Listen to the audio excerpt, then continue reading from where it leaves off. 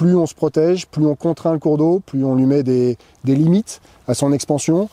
plus on va accélérer sa vitesse et provoquer des dégâts, soit localement, soit plus en aval.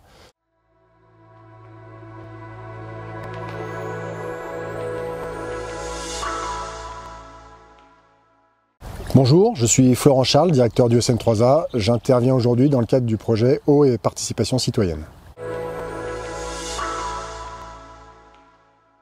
Le SM3A est un syndicat de rivière, c'est-à-dire un regroupement des collectivités du bassin versant qui est consacré à l'entretien, la gestion des cours d'eau du bassin versant. Le SM3A intervient depuis 2017 sur le bassin versant de l'Arve dans son intégralité, c'est-à-dire tous les cours d'eau affluents de l'Arve, les principaux affluents, mais également les affluents des affluents.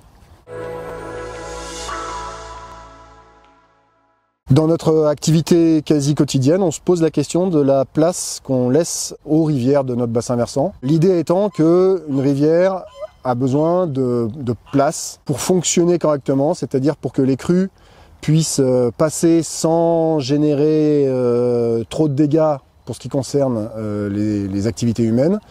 tout en alimentant un certain nombre de milieux dont peuvent faire partie les zones humides de bord de cours d'eau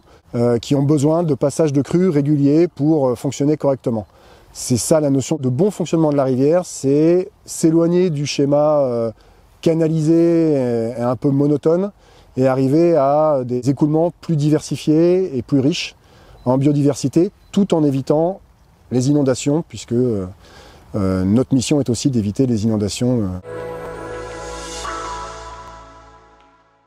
La notion d'espace de bon fonctionnement suppose qu'il pourrait y avoir une forme de dysfonctionnement dans la configuration actuelle de la rivière, ce qui peut être le cas, notamment lorsqu'on a eu besoin justement de se protéger contre les crues de la rivière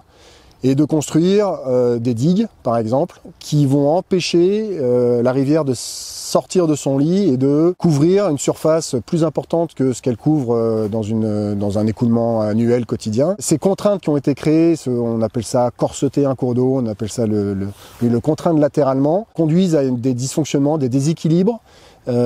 qui nous apparaît aujourd'hui utile d'essayer de rétablir dans la limite du possible, notamment lorsqu'on est en traversée de zones urbaines. On ne va pas s'autoriser à rétablir un espace de bon fonctionnement tel qu'il pouvait exister historiquement avant les implantations humaines. Mais il y a des endroits où, justement, lorsqu'on n'est pas implanté trop près de la rivière, il est possible d'envisager de lui redonner de l'espace, vraiment de la largeur, afin qu'elle puisse s'épanouir et couvrir des surfaces supérieures, alimenter des zones humides, alimenter des forêts. Historiquement, les sociétés humaines se sont implantées à proximité du cours d'eau pour tous les services que le cours d'eau pouvait lui apporter, que ce soit de l'alimentation en eau, même les ressources de pêche, l'énergie, éventuellement même le côté évacuation des déchets. Les sociétés humaines se sont implantées à proximité des cours d'eau, parfois même trop près du cours d'eau, en tout cas très près du cours d'eau. Ce qui les a conduits rapidement à chercher à se protéger contre les inondations et, ce faisant, à aussi contribuer un petit peu à aggraver le problème, puisque plus on se protège, plus on contraint le cours d'eau, plus on lui met des limites à son expansion, plus on va accélérer sa vitesse et provoquer des dégâts, soit localement, soit plus en aval. Ce que le SM3A cherche à faire depuis qu'il existe, c'est à rétablir un nouvel équilibre entre l'homme et la rivière. La question n'étant pas de revenir à un équilibre ancestral ou préhistorique, en tout cas un équilibre qu'il n'est plus possible d'atteindre aujourd'hui. Il s'agit bien de redéfinir cet équilibre avec nos besoins actuels, nos besoins futurs,